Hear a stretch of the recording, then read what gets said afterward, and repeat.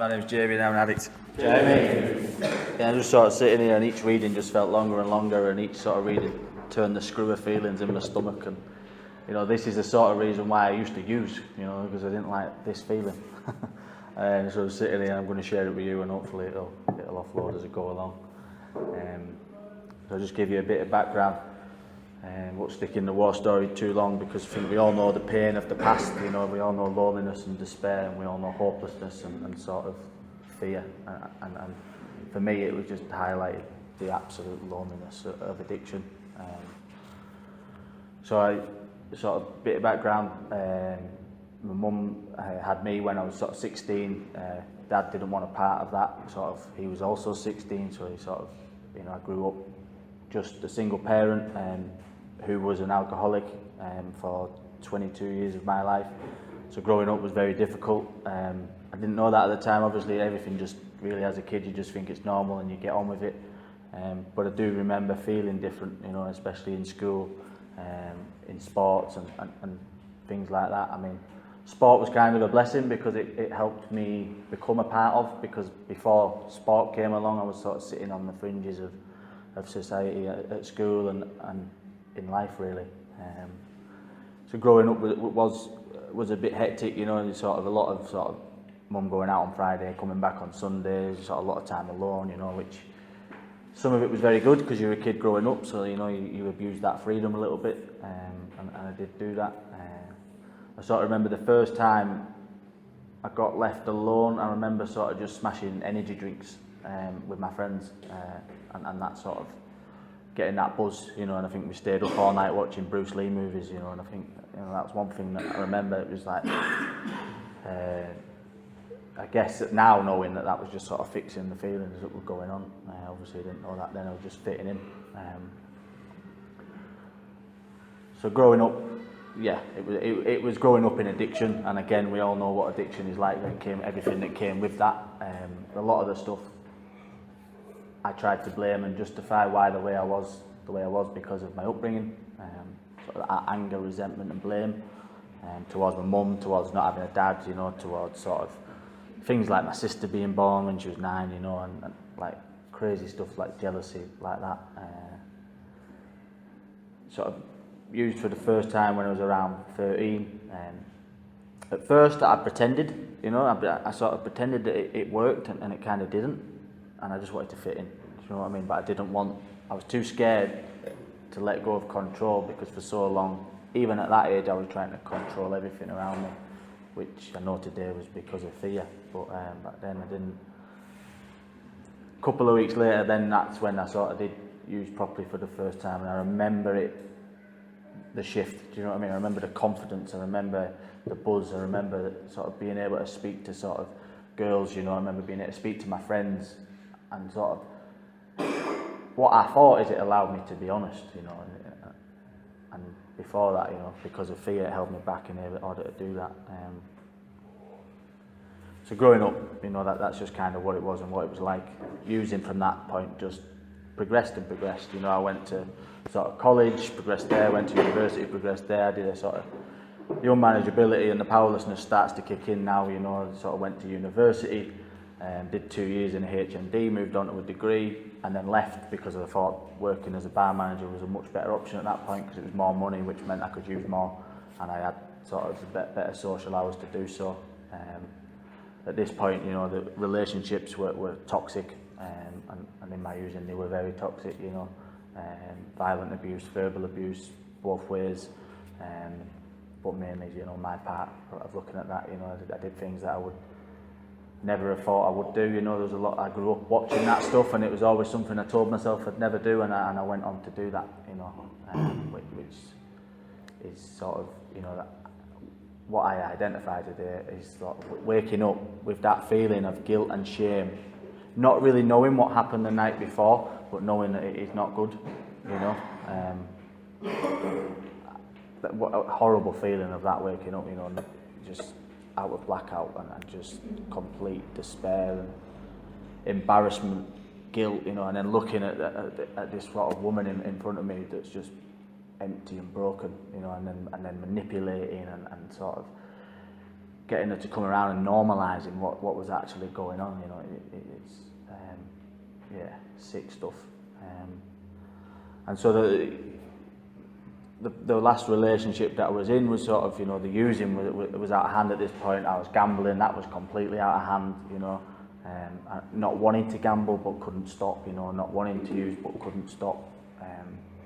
I actually stopped using before I stopped gambling. And what the final pinnacle was before I asked for help was the breakdown in the relationship, because to that point I never really, it sounds insane now, but I never really seen what was wrong with it.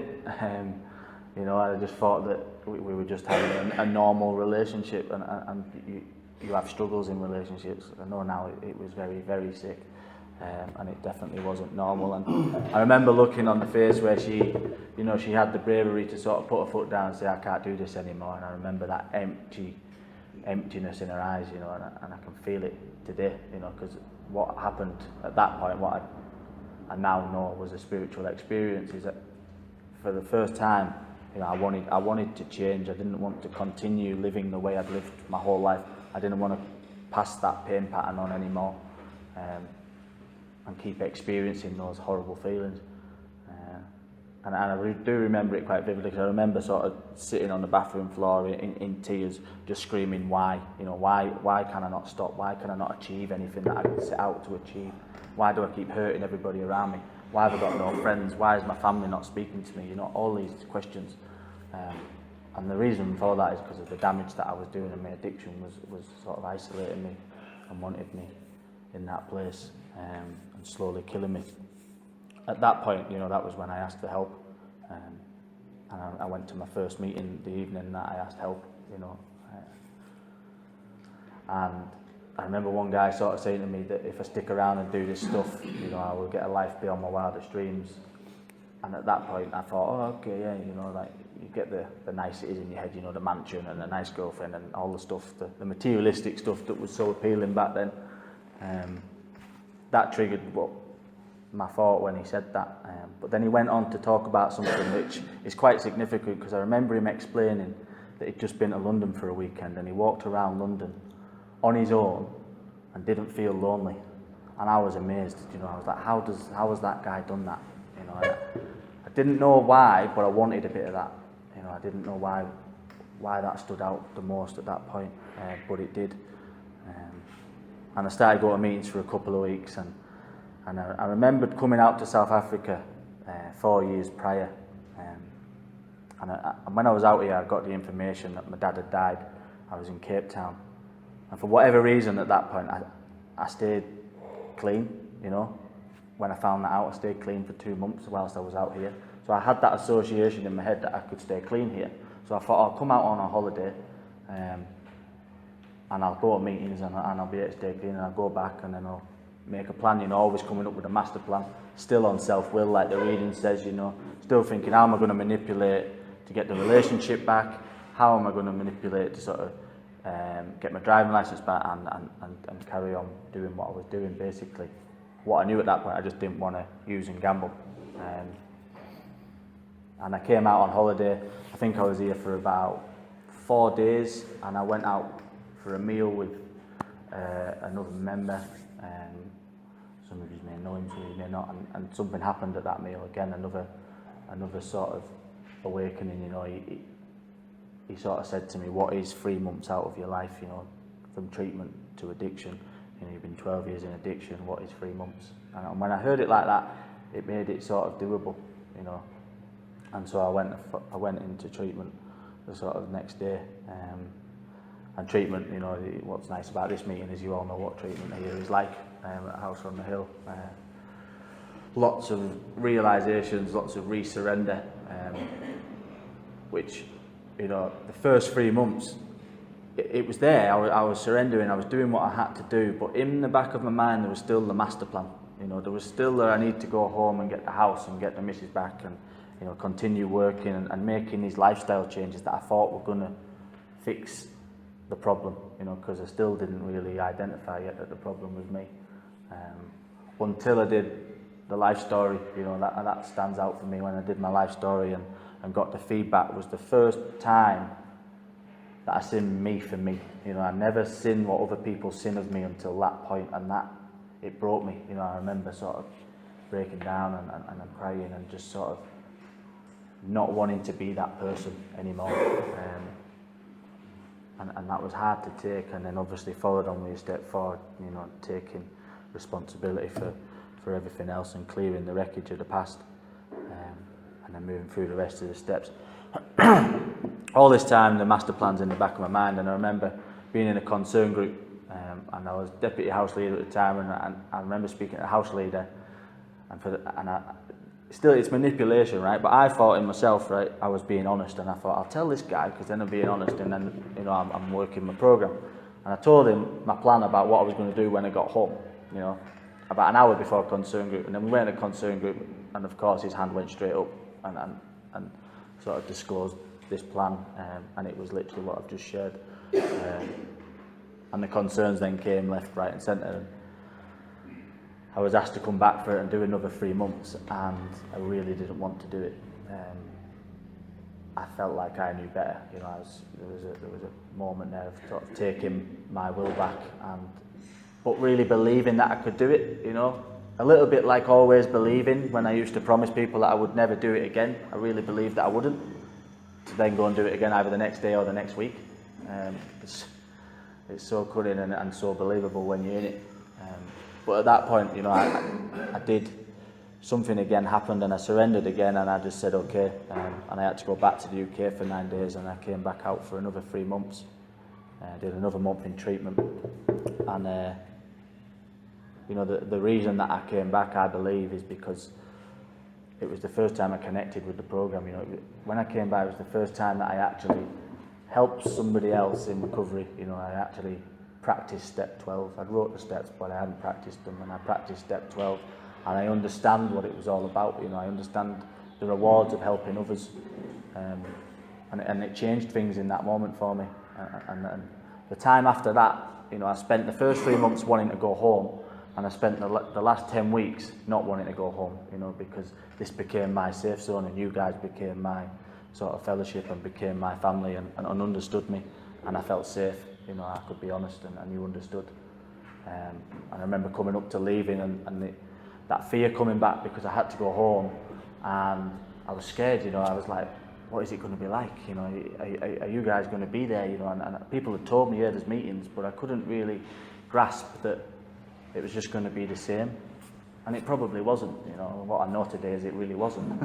It was in a fashion, but, you know, so I went back, and that was hard. You know, that transition is one of the hardest things that I went through in my recovery. And I've just spent sort of 20 months working in a treatment centre, and I actually created a group about that transition of leaving rehab and going home, because it's so difficult. You know, the reality of landing home, you know, the reality of when everybody goes to work in the house that you're staying in, and you're left alone for the first time, and that loneliness creeps back in. You know, and you kind of, your mind's going busy. You know, what should I be doing? I know what I should be doing, and what do I want to do? You know, it sort of goes around like a washing machine. And what I did do is I practiced my program, you know, and I picked up the phone after I'd had enough internal pain, and picked up the phone and to my sponsor and talked through it, and got to a meeting and did everything that I needed to do. You know, I think, you know, they suggest 90 meetings in 90 days. When I got home, I needed more than that. You know, I was going to 2-3 meetings a day for the first 3 to 5 months, because it's what I needed. You know, a lot of it, you know, you could say maybe it was fear. I didn't want to be left in that place alone, because I didn't really know what was going to happen, or it helped push me. You know, I shared it the other day. I remember sitting on trains and buses, you know, because when I went home, sort of, I ended up, and I think I shared this, I don't know if it was you guys, but I lost my driving licence. I realised that my girlfriend had moved on, who actually, why I got in recovery was to get her back, and I realised she'd moved on and actually got pregnant. I'd lost my job, somewhere to live, you know, so everything was sort of like stripped back, and even that was hard, you know, because in your head they all tell you these rewards of recovery and what we get back, and I went back and I felt like I fucking lost everything, you know, so it was a shock, and it was difficult, and I just kept going, kept doing what I needed to do. Sharing it, getting vulnerable, getting honest, and I was in Manchester at the time, and the fellowship was fantastic. You know, there was so many meetings, and I was managing to get to a lot of meetings, but I didn't feel the connection that I had here. You know, I didn't feel that connection with the individuals, and like there was the community spirit that we have here, which is so unique and special. It wasn't there. I just couldn't find it. You know, I tried to tap into it. People in cities come and go quite often. So I actually made the decision to move, and I moved into a recovery community that I'd sort of come across. One, funny enough, which my mum was working at this point now. My mum also went to the treatment centre. It must have been now 5 years ago, 6 years ago. So she's in recovery. And she was working in this community, which is why I knew, and I shifted. You know, I moved up there. And recovery got easier from that point, and I started helping others again. You know, I got a position recovery coaching. I got a position working in a hospital, going on the detox wards, carrying the message to people in hospitals. I was doing talks in front of like professionals, which was fucking scary, really scary. You know, but what I could start to see is we've all got something to give. You know, all I have to be is honest, open, vulnerable, and teachable. And sort of just keep consistent in everything I was doing. You know, I've always been consistent around the prayer and the inventory, because it's kept me safe. And speaking to my sponsor, you know, those 3 things are massively important. And then starting to live the steps. From that point and that position, I got a job. You know, my job was then in the hospital, working with a bank of nurses. We went to awards nights in London because of the work that we were doing. You know, it was unique in itself. It was sort of bridging the gap between hospital and the detox ward, between recovery, rehab, and the community sort of living, I guess, and we were supporting people through them stages. From that I got a job, and things, you know, for me, I've fought a lot in recovery, and when I've let go, things have materialised that I never would have imagined. You know, around that time, what I'm sort of sharing was probably one of the most difficult times. At this point, I'd got into a relationship, and she fell pregnant, and now there was amends in from my past because of things that had happened in the past. My amends was sort of, I have to keep that baby, you know, and I had to accept it, and that was difficult. I went through the process, and I worked with my sponsor, and I exposed it to family, and I was honest. You know, in the past I was never honest about that stuff. It's the sort of stuff that I would keep to myself and work it out. And 6 weeks later, what actually happened is she had an ectopic pregnancy, and that was hard. Sort of the first time where I experienced complete powerlessness in recovery, and again watching this woman broken in the hospital bed, not being able to do anything about it. All I had to do was just be there. You know, I just had to be present, and that was already different from who I was in the past, because in the past I wouldn't have been there. I would have left her on her own to get through that, but I wasn't. I was there, and it meant a lot to her, and it was different for me, and I could feel that. I stepped back a little bit from meetings for about a week. My head went wobbly. I did stick close to my sponsor and my inventory, which probably just got me through that point. And I realised going back to the meeting the week after that I'd sort of just been, it had been rocky, you know, but I got through that, and I share that because we can get through that stuff, you know, but we do sometimes make it more difficult for ourselves. But what we're given here is the blessing of the basics. At the house on the hill, they give us the complete raw form and basics, and if we're consistent in them, we get through anything. From that, moving forward, you know, from that job, I then got an opportunity to go out to Thailand. Complete God incidents, and randomly, you know, I was playing football against a guy that I think something happened. We had a bit of a squabble on the football pitch, you know. Some of that stuff doesn't leave you in recovery when you step over the white line. Anyway, he went out and worked in Thailand, and one thing led on to another, and he ended up passing me on to that job, and I went out there for the experience, and that was again another scary moment, you know, something that came across to give me growth, to give me challenges, and it really was a challenge. It was really difficult. My partner came out with us as well. We went out together, and we did the similar job. And what an experience it was, but it was very difficult. You know, it wasn't 12-step rehab, so I had to sort of get my head around all that, and I had to learn when to say stuff and when not to say stuff, and you know, when to have opinions and when not to. There's a lot of lessons out there. And it also got very lonely. You know, the fellowship wasn't as strong out there as it was in England, as it is here. Again, it's a blessing what we have. Out there, I shared this with you the other day in group, but for people that weren't there, 6 months ago, the relationship was always very difficult, and there was always a lot of insecurities in the relationship, you know, and it sort of got on top. It got hectic, and one thing or another, you know, I shared the other day, she was reading my inventory, the trust was breaking down, we were losing all the communication that the relationship needed. We were working together, living together, going on holiday. It was too much, you know, it was sort of claustrophobic, and I'd lost my own personal identity within that relationship. I don't know if I ever really had it in the relationship, to be honest, looking back now. But we knew something needed to change, and she decided to go back to England. She's been back there 6 months, and what I know now through the process of all this is that I've learned again how to be independent, how to enjoy time on my own again.